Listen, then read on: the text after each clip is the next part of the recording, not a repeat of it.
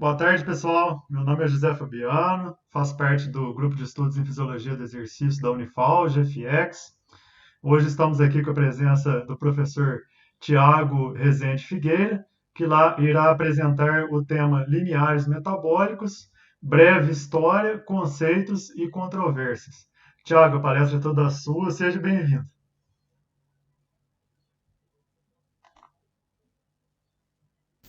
Novamente, obrigado ao convite, a vocês aí da Unifal, o José Fabiano especialmente, né?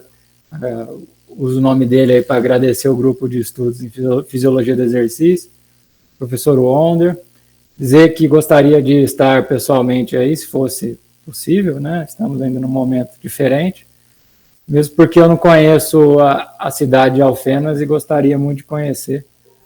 Provavelmente experimentando iguarias mineiras como pão de queijo e o café, que eu sou fã.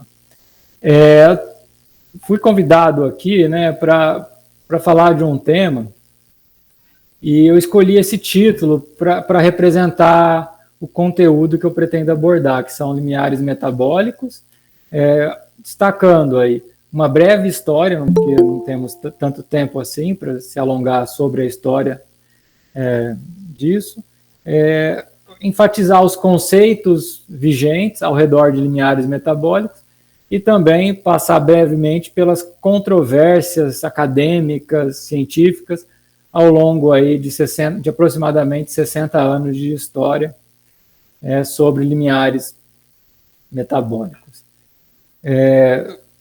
Minha instituição é a USP, aqui de Ribeirão Preto, a unidade é a Escola de Educação Física e Esporte de Ribeirão Preto, uma unidade nova, que foi criada há aproximadamente 10 anos atrás e ainda está na sua, diria, adolescência, né, em termos de desenvolvimento aqui dentro da Universidade de São Paulo. Esse tema, né, limiares metabólicos, eu vejo nesse tema uma importância muito grande para a área da atividade física, medicina e diagnóstico de aptidão aeróbia. Seja lá a área onde for importante fazer diagnóstico da aptidão aeróbia do indivíduo. Tiago, desculpa interrompê-lo. A apresentação está aparecendo para você? Sim, aí não está? Para a gente não está. O que aparece aí para você? Está aparecendo só o T e escrito Tiago Rezende Figueira apresentação. Então eu vou voltar. Eu costumo clicar em apresentar agora e colocar tela inteira. Aí eu escolho. Aí, acho que agora foi. Agora foi. Eu tinha clicado ao invés de ocultar em interromper a apresentação. Perfeito. Obrigado aí por avisar. Imagina.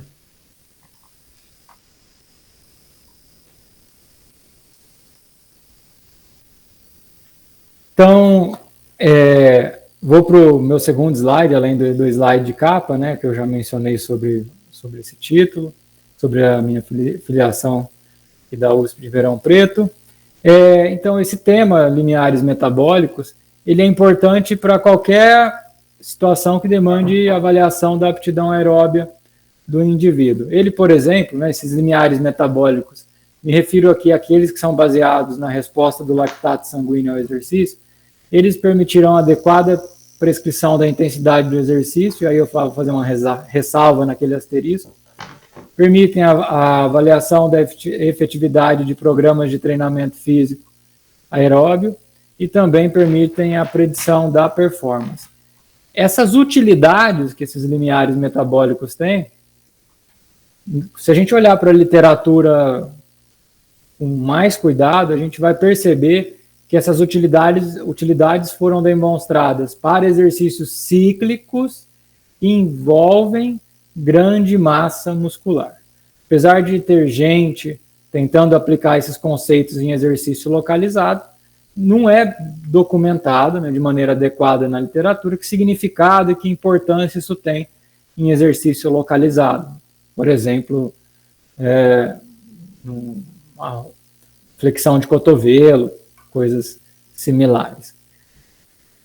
O meu objetivo aqui nessa apresentação são basicamente esses dois. O primeiro é discutir os conceitos e significados biológicos dos limiares metabólicos, e aí eu enfatizo novamente, aqueles baseados na resposta do lactato sanguíneo ao exercício. E depois, destacar, de maneira obviamente sucinta, os 62 anos de história ao redor desse tema, dos quais temos 40 anos de verdadeiras e falsas controvérsias ou dilemas ao redor desse tema. Meu contato com esse tema, né, que eu trago aqui, ele se inicia bem no início da minha graduação, em 2001, na Unesp em Rio Claro, quando eu tive contato com o laboratório do professor Denadai, e logo eu já comecei a me envolver com iniciação científica. Em 2002 já tinha um projeto lá em andamento, e foi logo em 2004 que a gente já publicou um primeiro trabalho sobre isso. Depois a gente fez mais algumas coisas. Não tenho feito, desde 2010, né, um texto ou trabalho especificamente sobre limiares metabólicos, mas venho acompanhando a literatura, né, talvez de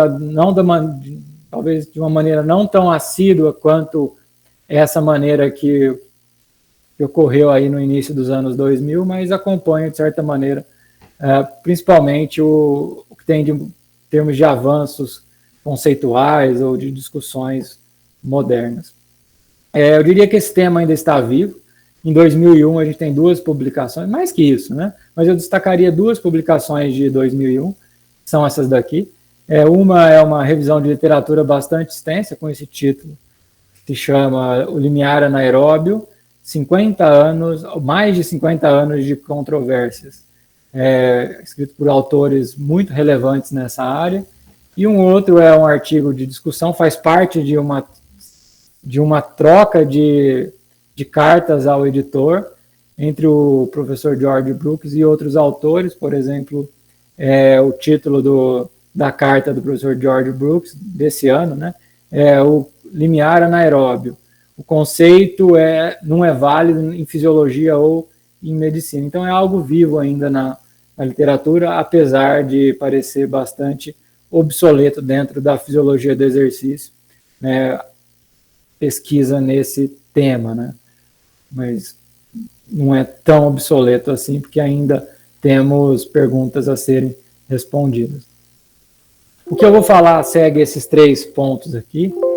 Então, eu vou começar com uma introdução e apresentação de conceitos.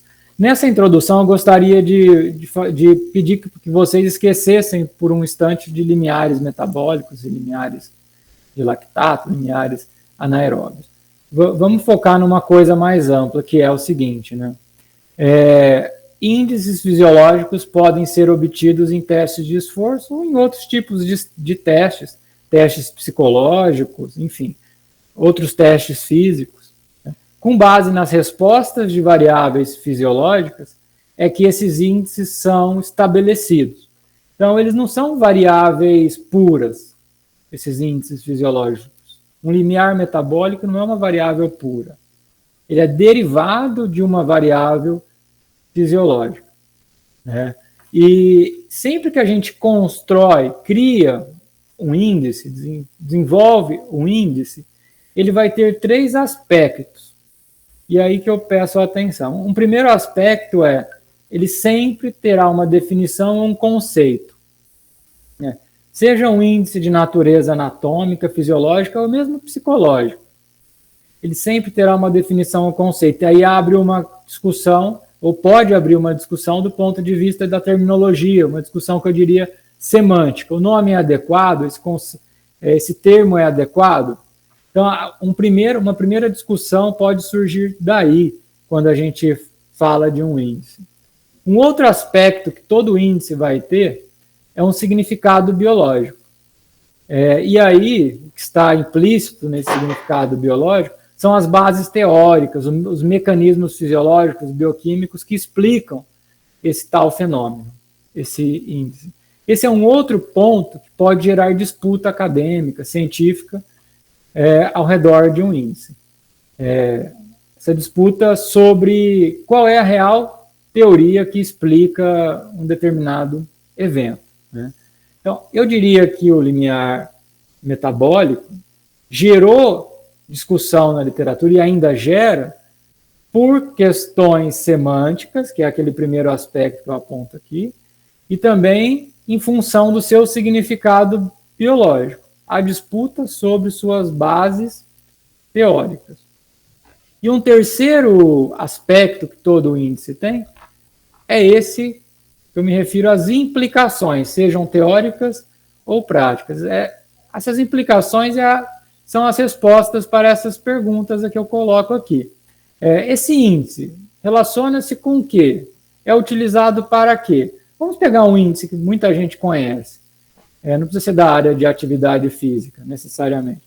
O IMC, o Índice de Massa Corporal. Ele tem um nome ou conceito, né?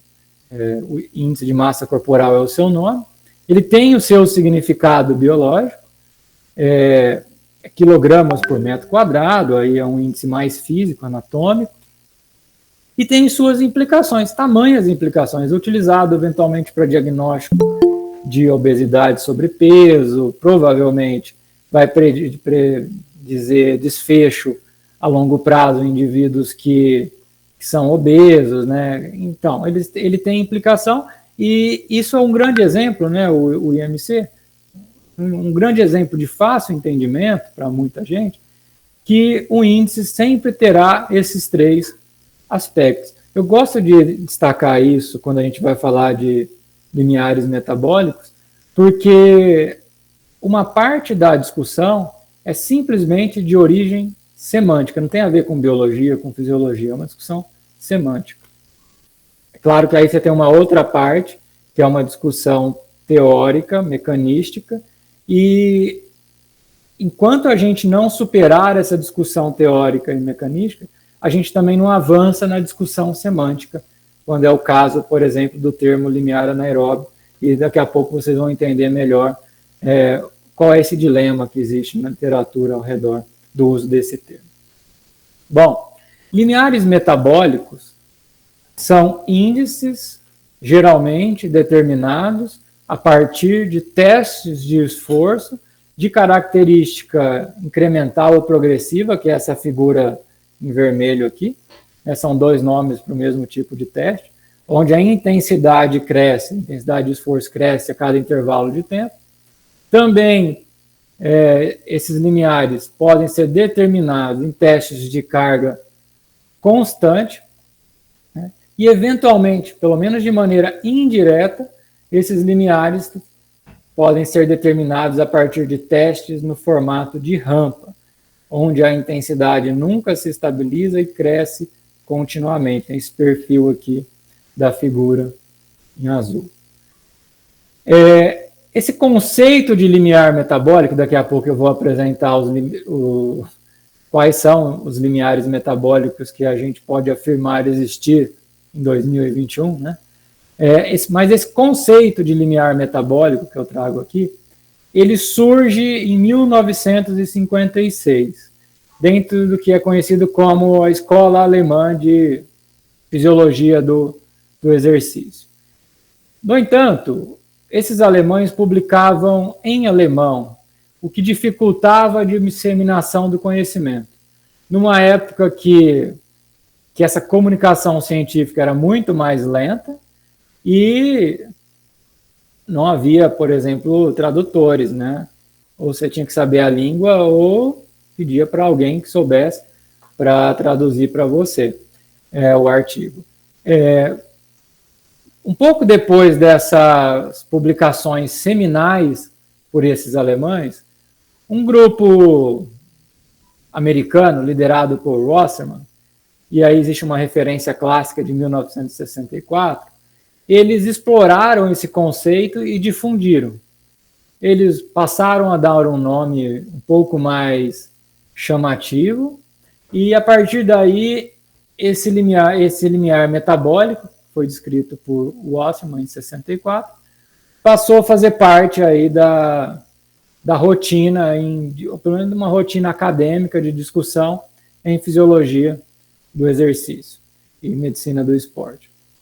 Esses limiares metabólicos que foram descritos aí em 1950 e 60 por esses dois grupos, eles foram baseados nessa resposta do lactato sanguíneo ao exercício incremental.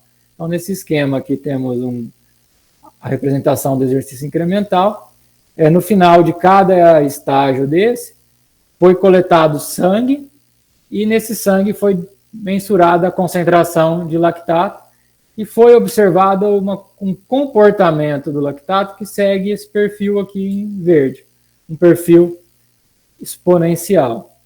E isso, então, suscitou esses conceitos que foram introduzidos na literatura científica pela escola alemã e um pouco depois por esse grupo americano liderado por Karl Wassermann. Vou falar mais sobre esses dois na parte final dessa apresentação. Bom, essa foi a origem dos limiares metabólicos, né? Mas e hoje? Mais de 60 anos após essa introdução desse conceito na literatura, que nós temos, que nós podemos dizer? Eu afirmo com bastante segurança, né, que de maneira geral nós temos dois limiares metabólicos. E esses dois são identificados com base no comportamento da concentração de lactato no sangue. E eles estão representados aqui por essas linhas pontilhadas na vertical. Eles ocorrem em diferentes intensidades de esforço. E eles separam, eles delimitam 3 domínios diferentes de comportamento da concentração do lactato sanguíneo durante o exercício. Isso que está no azul mais claro, um azul aqui de cor intermediária e no azul mais escuro. São esses 3 domínios que eu me refiro. O que seriam esses 3 domínios, ou áreas desse gráfico que eu trago aqui, né? 3 regiões diferentes, e essas regiões representam comportamentos distintos desta concentração do lactato no sangue. E não é no sangue venoso, é no sangue arterial ou arterializado. Então, ou tem que coletar sangue arterial ou sangue do lóbulo da orelha, ou arterializar o sangue venoso, que é estimular o fluxo sanguíneo num local de baixa atividade metabólica, por exemplo, o dorso da mão.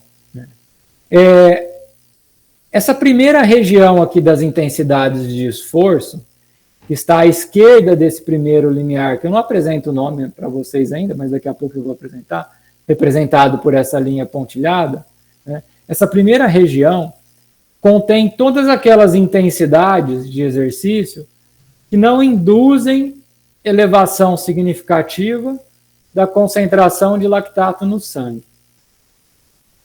Quando o exercício é realizado numa intensidade superior a esse primeiro limiar, nós temos um outro comportamento para a concentração de lactato sanguíneo, que ela se eleva em relação à condição do repouso, porém ela se mantém em estabilidade. No repouso, por exemplo, é próximo de 1 milimolar, ela pode aumentar para 3 milimolar essa concentração, mas uma estabilidade é mantida, ou até mesmo essa concentração pode se reduzir em função do tempo, em direção a níveis basais novamente. Então, esse segundo tipo de comportamento que a gente tem. E um terceiro comportamento para a concentração do lactato sanguíneo durante o exercício é esse aqui. É um aumento contínuo enquanto durar o esforço. Então, se o exercício superar, né, for realizado numa intensidade que supera esse outro limiar aqui, dessa segunda linha pontilhada, o que vai acontecer é um aumento contínuo da concentração de lactato no sangue, ela nunca se estabiliza, essa lactacidemia, que é o nome dado à concentração de lactato no sangue, ela nunca se estabiliza e ele se acumula enquanto durar o esforço. Bom, são essas, de maneira mais qualitativa, são esses 3 comportamentos que a gente pode esperar da concentração de lactato sanguíneo no sangue durante o exercício. Então, temos 2 limiares que marcam essas transições de um comportamento para o outro. e esses limiares estão representados aqui pela linha pontilhada. Agora eu vou passar a dar nomes, né? Esse primeiro limiar pode ser chamado de vários nomes diferentes, mas o nome que eu proponho aqui a gente utilizar, e eu vou utilizar esse nome na minha apresentação, é de limiar de lactato, porque é um nome um pouco mais puro. Ele é um nome operacional, ou seja, é um limiar que significa ponto de quebra, uma mudança brusca de comportamento. Esse é o significado de limiar. E é um limiar baseado na concentração de lactato. Por isso, eu diria que é uma nomenclatura operacional. Não está embutido nenhum conceito fisiológico ou bioquímico. Simplesmente uma nomenclatura operacional. Por isso que eu disse mais puro. E o outro nome, né, o outro limiar, eu também vou usar um nome bastante operacional, uma nomenclatura muito operacional, que também não embute significado ou mecanismo biológico nessa nomenclatura. Esse outro limiar, ele é geralmente conhecido, né, de maneira mais operacional, como sendo o máximo estado estável de lactato sanguíneo, que vem do inglês Maximal Lactate Steady State. Esse steady state, muitos traduzem para máxima fase estável de lactato sanguíneo também. É uma questão só de tradução. É o máximo estado estável de lactato no sangue. Então, esses são os dois limiares aos quais eu me refiro hoje, nessa apresentação de hoje. Os dois são determinados com base na resposta do lactato sanguíneo ao exercício.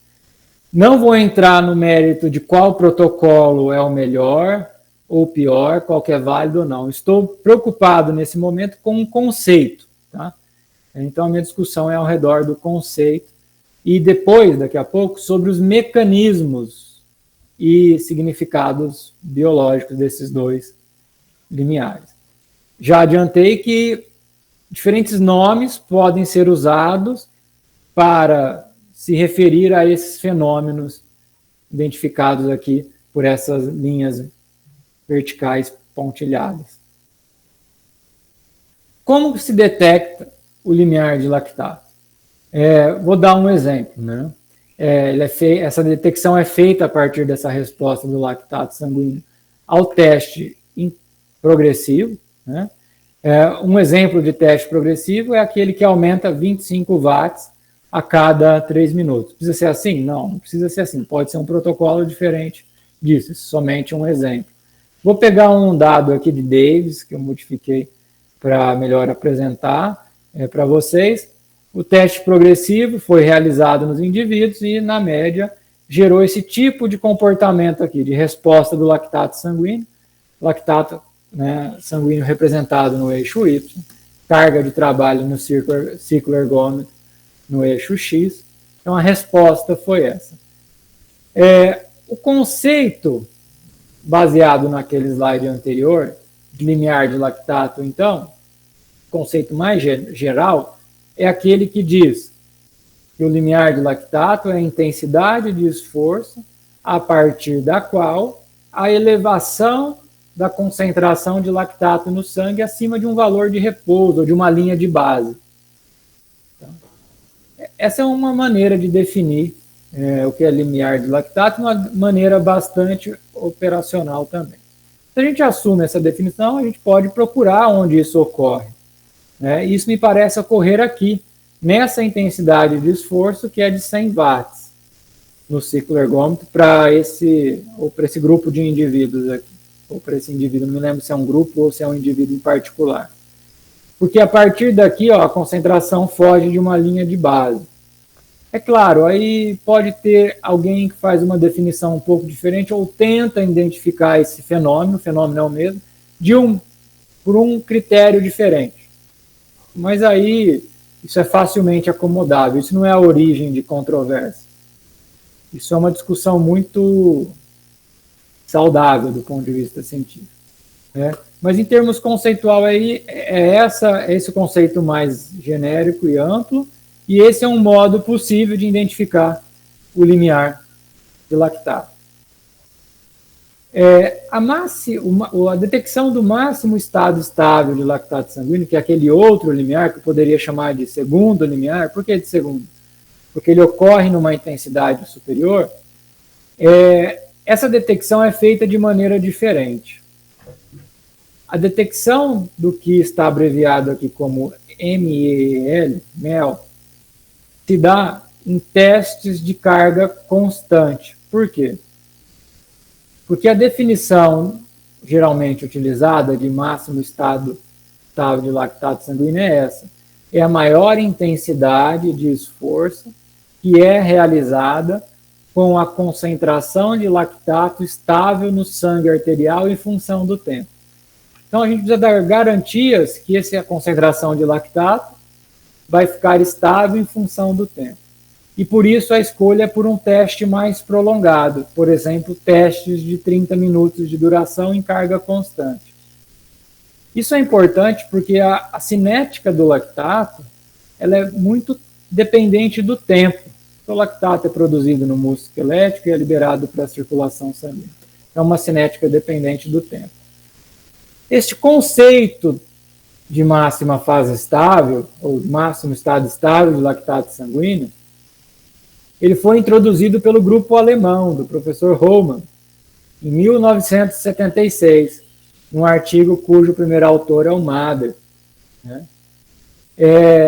Então, a medida direta desse limiar, basicamente, requer mais de um teste de carga constante, cada um de 30 minutos de duração, e realizados em dias separados. Porque é preciso que o segundo teste, vou apresentar aqui um esquema, confirme que o anterior determinou o real máximo estado estável de lactato. Por exemplo, se o indivíduo fez teste de esforço a 160 watts e o comportamento do lactato foi estável em função do tempo, depois, num outro dia, ele repete numa carga superior, por exemplo, 175. Aí se mantém estável também o lactato nessa carga. Não dá para a gente concluir que essa é a máxima fase estável sem fazer uma intensidade mais alta, por exemplo, 190 watts, e detectar que nessa intensidade mais alta, de 190 watts, a estabilidade foi perdida. Agora sim o lactato se acumula em função do tempo. Então, há uma espécie de tentativa e erro e um processo de confirmação que estamos detectando o real máximo estado estável. Geralmente, o critério adotado para essa estabilidade é esse aqui.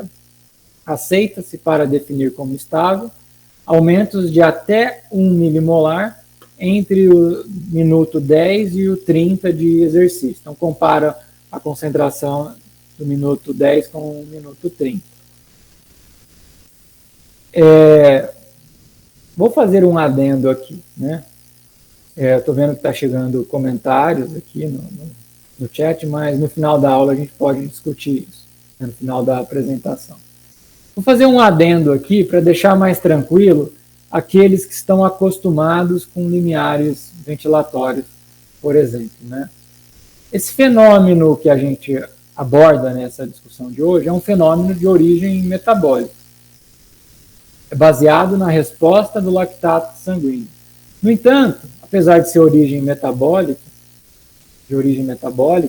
ele se associa com alterações ventilatórias ou alterações de trocas gasosas pulmonares.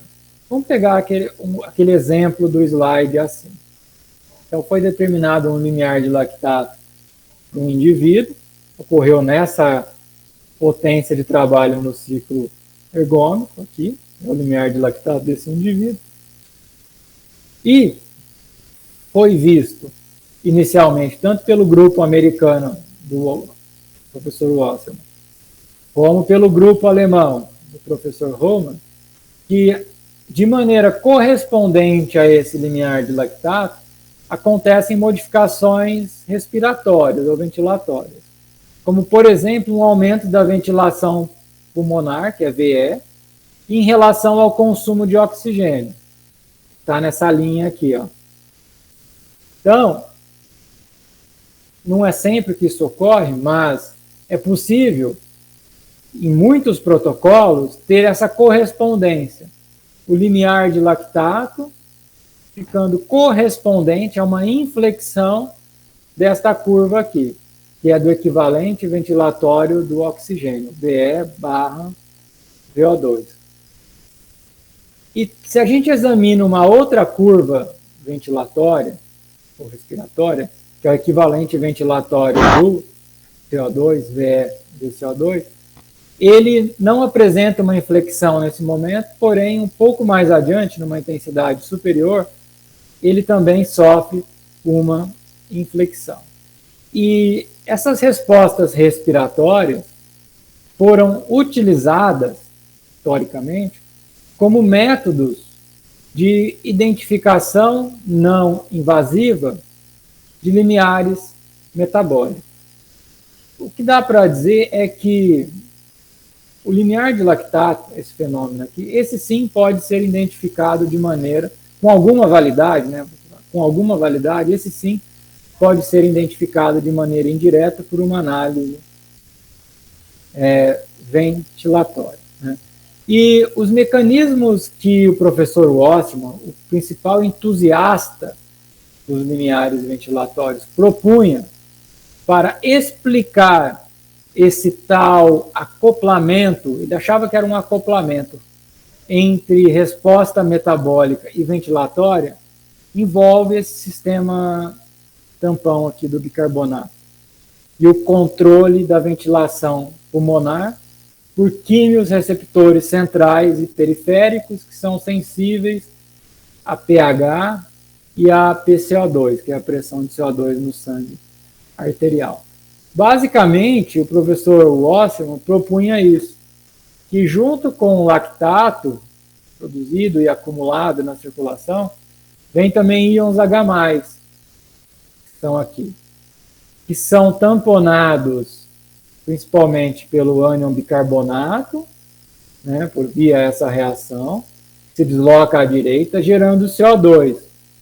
E o CO2 estimularia o centro respiratório, aumentando a ventilação pulmonar. Por isso a gente veria aqui, nesse momento, um aumento da ventilação pulmonar em relação ao consumo de oxigênio. Mas não vemos um aumento da ventilação pulmonar significativo em relação ao volume liberado de CO2, porque aumenta-se a ventilação pulmonar, concomitante a um aumento de liberação de CO2, porque agora tem CO2 que vem desse sistema tampão, um CO2 que vem do bicarbonato, não um CO2 do metabolismo energético. Bom, essa é a teoria do professor Wassman. E ele chamava isso, né, porque ele morreu o ano passado, de limiar ventilatório, Didaticamente, muitos chamam de limiar ventilatório 1, porque existe uma outra mudança, uma outra alteração respiratória, que eles vão chamar, né, esse pessoal que estuda os limiares ventilatórios, de limiar ventilatório 2, o que originalmente foi chamado de ponto de compensação respiratória, o Wassman. Seria o momento que o sistema tampão não mais consegue manter a concentração de íons H+ estável, então começa a ter de fato acidose, e os íons H+ estimulam o centro respiratório, e aí sim ocorre uma hiperventilação, então aumento da ventilação pulmonar, em relação ao CO2 liberado, que seria essa inflexão aqui dessa curva da VCO2. E o mecanismo era esse, o mecanismo proposto pelo Wassman. Não vou me aprofundar mais nesses mecanismos, nas críticas possíveis a esses mecanismos, mas gostaria de terminar esse adendo dizendo que o fenômeno original é de origem metabólica. Só que tem, sim, repercussão respiratória. E essa repercussão respiratória foi utilizada para se identificar de maneira indireta e não invasiva o fenômeno metabólico. Havia uma justificativa muito forte para usar um método não invasivo há 40 anos atrás, até uns 40 anos atrás. Porque coletar sangue para dosar lactato, né, não era fácil. Tem que ser sangue arterial. Daqui a pouco eu também falo mais sobre esse problema. Mas desde o final da década de 70 é possível coletar sangue do lóbulo da orelha para fazer essa determinação do limiar de lactato. Então, essa justificativa de ser um método não invasivo, basicamente se esvaiu há cerca de 40 anos atrás, e hoje custa-se muito mais caro ter um equipamento que faça essa análise respiratória, né, que possibilite a determinação de um limiar ventilatório, do que um equipamento que permita a determinação do limiar de lactato. Então eu passo agora para o item 2, vou tentar acelerar um pouco, já 5h45, trata dos significados biológicos e mecanismos desses limiares metabólicos. Bom, o limiar de lactato, o termo que eu utilizo aqui, é o fenômeno primário. O limiar ventilatório é uma consequência em alguns casos, né? É possível também desacoplar o limiar de lactato do limiar ventilatório, já foi amplamente demonstrado, mas eu diria, colocar entre aspas, nas condições normais aí de temperatura e pressão, eles podem coincidir sim. Obviamente a precisão não é a máxima quando se determina o limiar de lactato de maneira indireta, ou seja, determinando o limiar ventilatório. O termo limiar anaeróbio existe desde 1964 e foi introduzido por Wasserman nessa publicação de 1964, e ele se referia, segundo Wasserman, seu proponente, a esse limiar de lactato que eu trago aqui para vocês.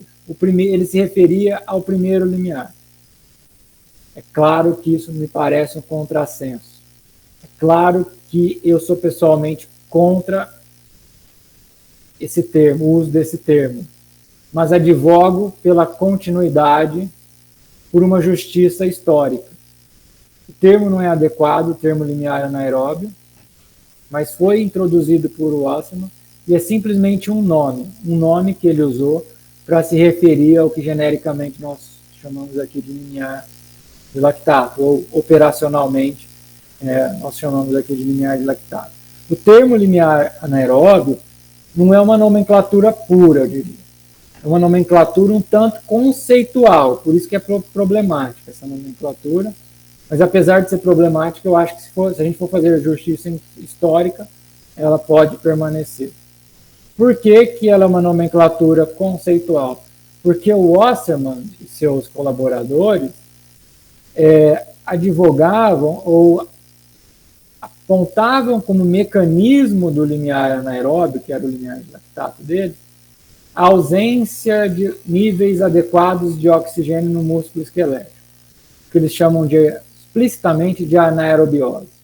Eles diziam que estavam encontrando a intensidade a partir do qual se desenvolvia uma anaerobiose e se desenvolvia uma contribuição anaeróbia líquida do total de energia necessário durante o exercício. Esse termo, então, não é operacional nesse sentido, ele é conceitual, porque ele traz consigo esse significado biológico.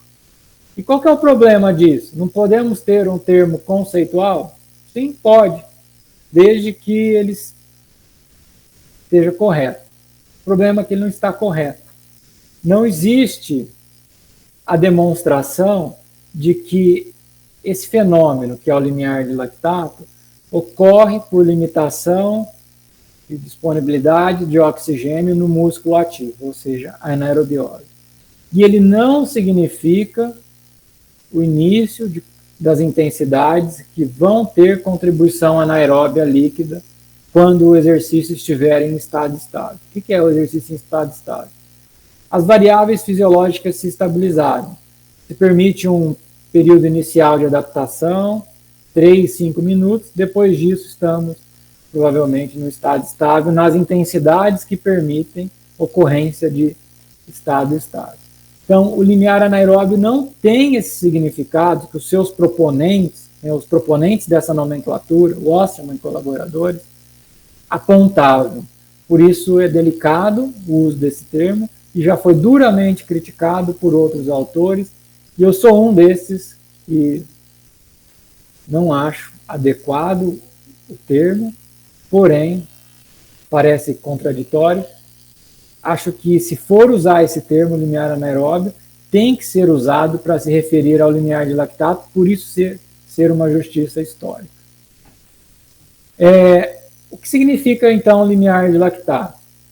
Esse significado que eu vou apresentar é com base em estudos que vieram depois, principalmente do grupo do professor George Brooks, da Universidade da Califórnia, que mostrou que esse aumento do lactato em relação ao repouso ocorre por uma perturbação transitória do metabolismo do lactato, posteriormente a um restabelecimento do equilíbrio, da concentração de lactato, ele para de se acumular, entra em instabilidade, porém, eventualmente, numa concentração maior que a de repouso. A causa disso é uma diminuição da eficiência da remoção do lactato sanguíneo quando as intensidades vão ficando maiores, o que em inglês ganha o nome de metabolic clearance rate. Então, essa variável aqui, que é uma medida dessa eficiência da remoção do lactato, diminui nas intensidades maiores de exercício. Um outro significado aqui prático é que o limiar de lactato permite o indivíduo realizar um exercício, de pelo menos 2 horas. Nessa intensidade, ele vai tolerar pelo menos 2 horas de esforço. Mais importante do que dizer o que significa limiar de lactato é dizer o que ele não significa. Porque as pessoas geralmente conhecem o limiar de lactato pelo que ele não significa, ou seja, pelo que está errado. Ele não significa que o músculo está em hipóxia e ele não significa que as intensidades imediatamente acima dele possuem contribuição anaeróbia líquida. Isso é pelo menos válido em exercícios que permitam um steady state, um estado estável de variáveis fisiológicos. Depois a gente pode discutir mais, se vocês quiserem, após o final da apresentação. E o significado daquele outro limiar? Acabei de falar do limiar de lactato. E aquele segundo limiar, que é o máximo estado estável de lactato sanguíneo. Bom, o significado operacional dele é direto. Ele é o limite das intensidades de exercício que estão associadas ao equilíbrio dinâmico do lactato no sangue. Ou seja, intensidades acima desse segundo limiar promoverão um acúmulo contínuo de lactato no sangue. E isso, inevitavelmente, significa que no organismo como um todo, não estamos pensando só no músculo esquelético, mas no organismo como um todo, está havendo contribuição anaeróbia líquida, do sistema anaeróbio. Quando eu falo líquida, é do termo lá traduzido do inglês net, não é o estado da matéria. Então, temos contribuição anaeróbia líquida para o total de energia requerido pelo exercício, quando a intensidade é acima da máxima fase estável. E eu acrescento contribuição anaeróbia líquida e parcial. Por que parcial? Ainda ela minoritária. Não dá para dizer que o exercício se torna anaeróbio se a gente estiver preocupado, por exemplo, em falar sobre o que predomina. Então, se a intenção for dizer o que predomina, se é o metabolismo aeróbico ou anaeróbico, a gente não pode usar esse segundo limiar como indicador disso. Só dá para dizer que a partir desse segundo limiar há uma contribuição anaeróbia, energética anaeróbia e parcial. Esse parcial é tão maior quanto for a intensidade de esforço acima do máximo estado de equilíbrio do lactato sanguíneo. Tá? Mas limiares não servem para estimar necessariamente contribuição energética durante o exercício. Eles não surgem para isso. A utilidade deles não é essa. E a intensidade de máximo estado estável de lactato sanguíneo, se for realizada de maneira constante, vai permitir um tempo médio de tolerância ao esforço de 55 minutos. Né? O que causa desequilíbrio entre liberação e remoção e, então, a ocorrência desse máximo estado de equilíbrio, né? que é esse segundo limiar que eu acabei de mencionar. Bom, à medida que se vai aumentando a intensidade de exercício, aumenta a produção e liberação de lactato para o sangue. Por esses motivos aqui. Há aumento do recrutamento de fibras que são mais glicolíticas, que são as fibras do tipo 2. A atividade simpática e adrenérgica aumenta. Isso ativa mais a glicogenólise e a glicólise por consequência. É produzido mais piruvato e mais piruvato é transformado em lactato. Ao mesmo tempo que esse aumento da produção e da liberação ocorre, há também diminuição da remoção em intensidades mais altas pelos seguintes motivos. O fluxo de sangue para órgãos removedores de lactato, tais como fígado e rins, e também para a musculatura inativa, diminui. E por isso a remoção de lactato pela via gliconeogênica e por vias oxidativas vai ficar menor. E esse desbalanço entre produção, liberação e remoção é que vai causar o fenômeno lá, que a gente conhece como sendo o máximo estado estável de lactato sanguíneo durante o exercício. E aí eu passo para o terceiro e último tópico da minha apresentação, que diz respeito às controvérsias ao redor desse tema que a gente aborda aqui hoje, e eu trago algum contexto histórico sem o qual a gente não consegue compreender a origem destas controvérsias. Bom, esses limiares metabólicos começaram a ser explorados na literatura nos anos 50 e 60, pela escola alemã e também nos Estados Unidos pelo grupo do professor Wasserman. Eles foram originalmente detectados com base na resposta do lactato sanguíneo. Só que na prática, você tinha que determinar era a concentração de sangue, de lactato no sangue arterial, não poderia ser venoso, sangue venoso.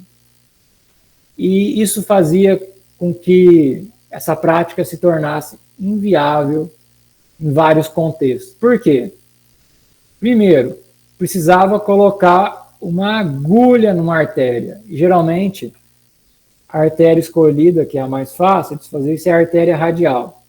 Isso é doloroso, isso sim eu chamo de procedimento invasivo, que a artéria é profunda, demanda uma técnica muito aguçada, não é como pegar veia, tirar sangue de veia.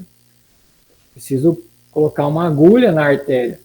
Nessa década de 50 e 60, a gente costuma não se lembrar disso. Não tinha tubo plástico. Então, isso que a gente vê na foto aqui colorido, não é da década de 60 e 70.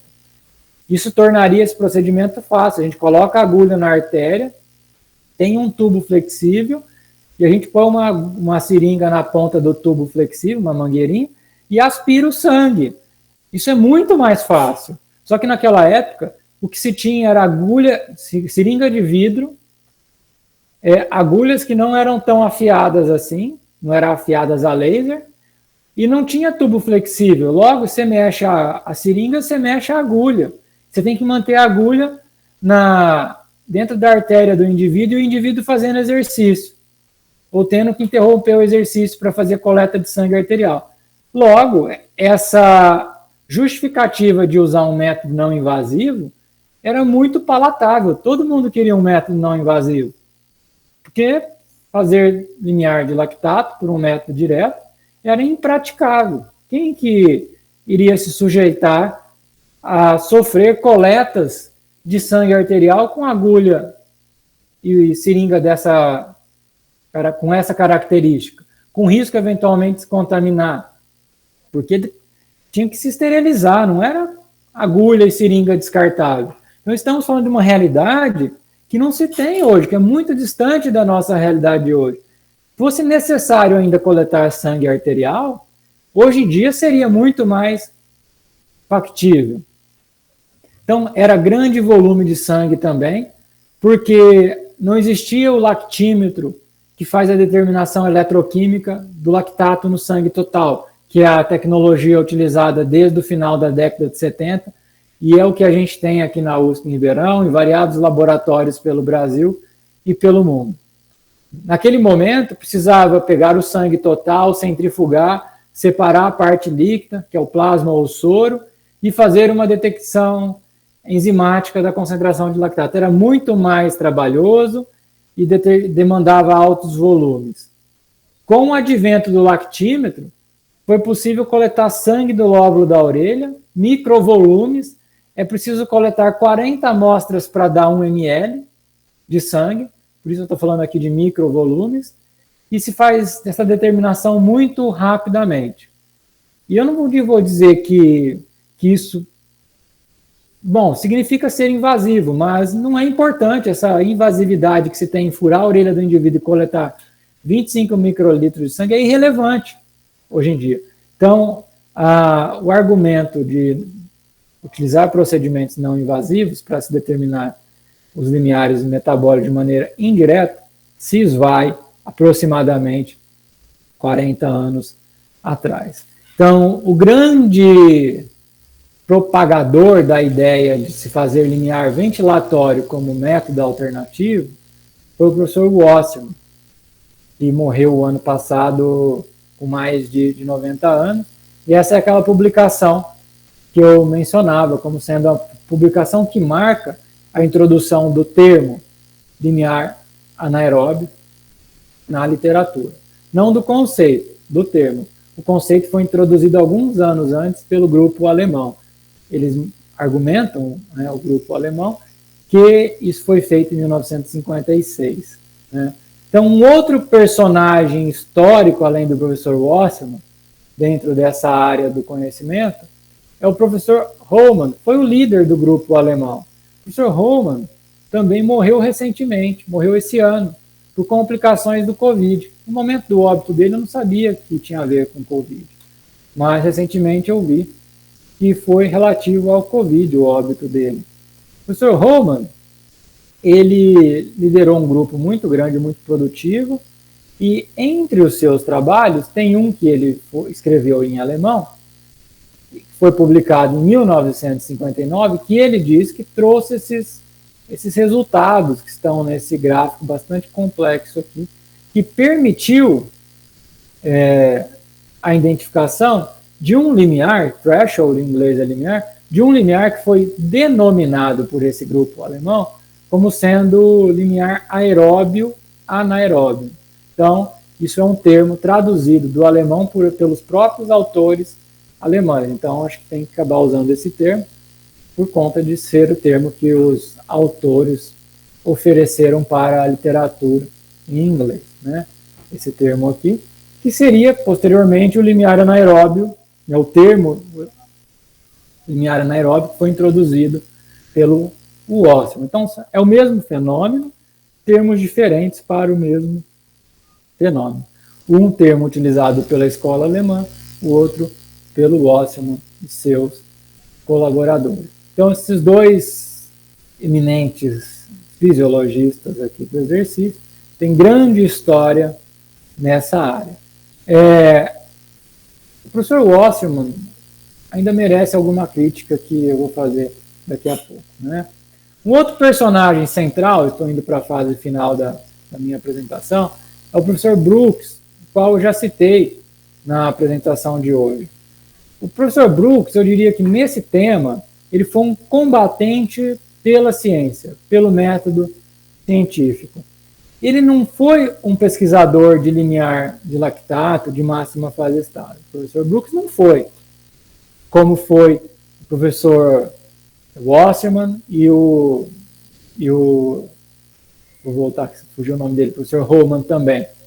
Né? O professor Brooks foi e é um dos maiores estudiosos de metabolismo do lactato. Então, o que ele entende é de metabolismo do lactato. Por isso, ele tinha condições que tem as melhores condições de fazer críticas ao que não é cientificamente adequado dentro da teoria de limiar anaeróbio do Wassermann, por exemplo. Por isso que eu coloco aqui que ele foi um combatente pela ciência, porque ele tentou fazer com que o método científico, que é um método cético, prevalecesse.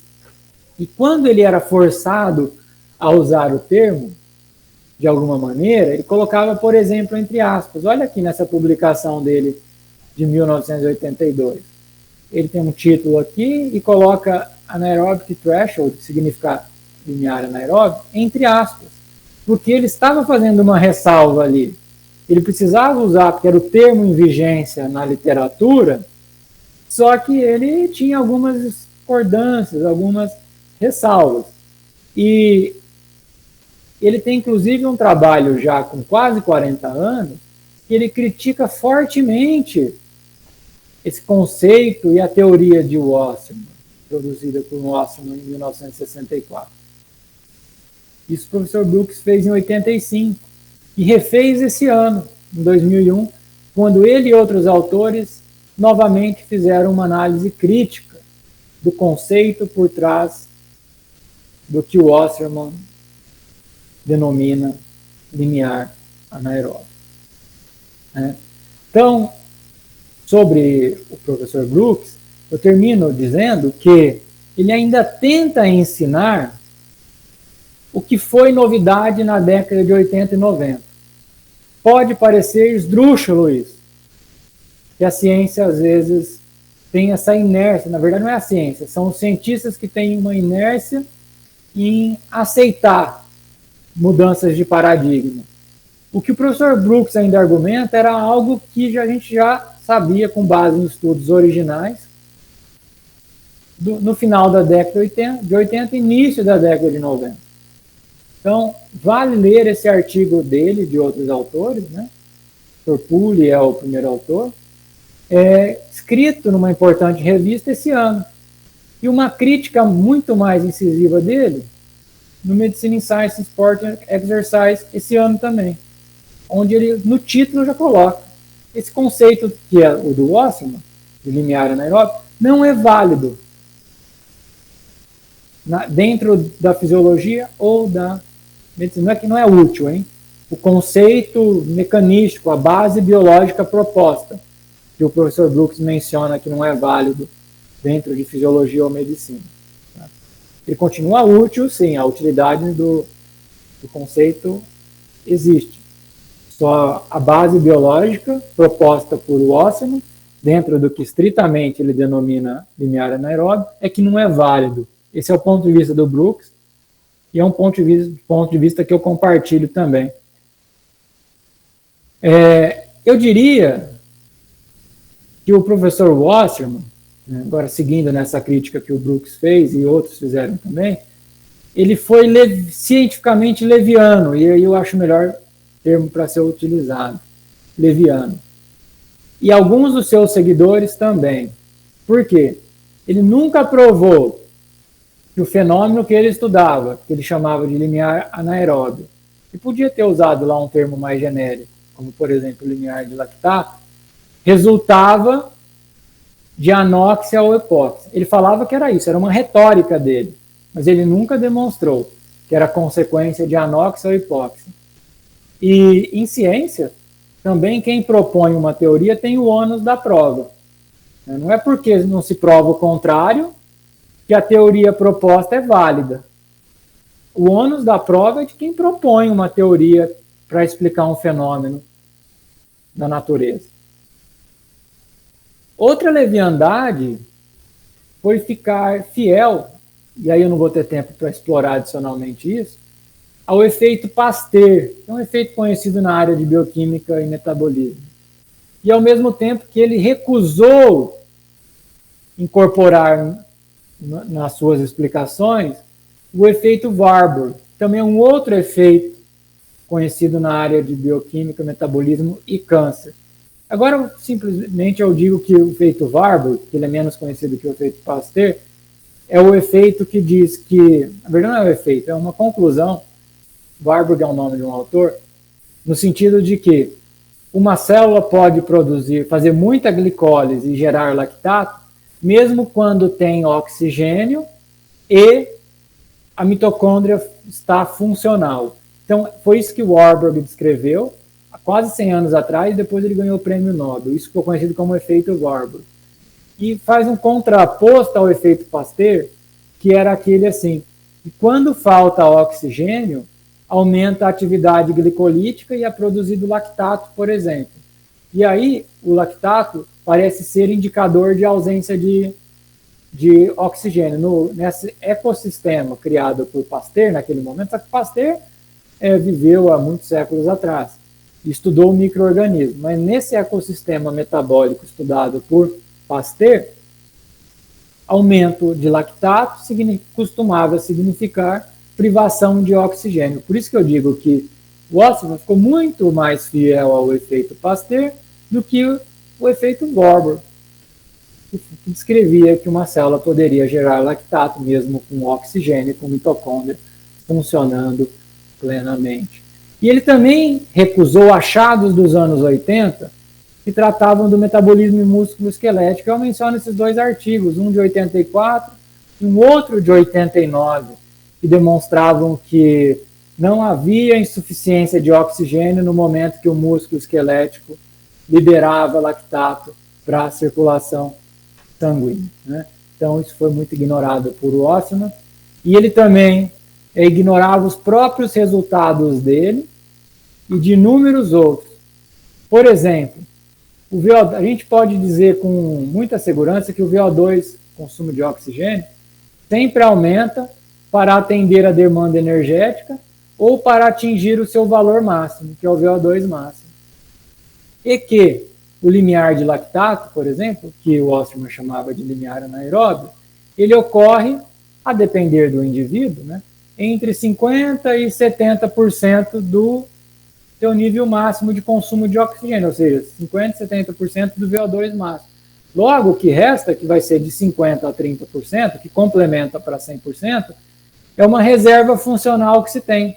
Isso nos diz que o sistema de transporte de utilização de oxigênio do indivíduo está com uma reserva funcional que poderia ser utilizada. Logo, o limiar de lactato não pode significar que existe uma limitação de oxigênio no músculo esquelético, porque o sistema está com reserva para ser utilizado, né? Então, o próprio resultado do Ostman, isso foi apontado por George Brooks em 85, de maneira muito explícita, e nunca foi suficiente para convencer o Ostman que ele precisava mudar de ponto de vista e de opinião acerca do mecanismo biológico, não sobre a utilidade do que ele estudava, mas sobre o mecanismo biológico. Isso ele não teve a grandeza que um cientista deve ter.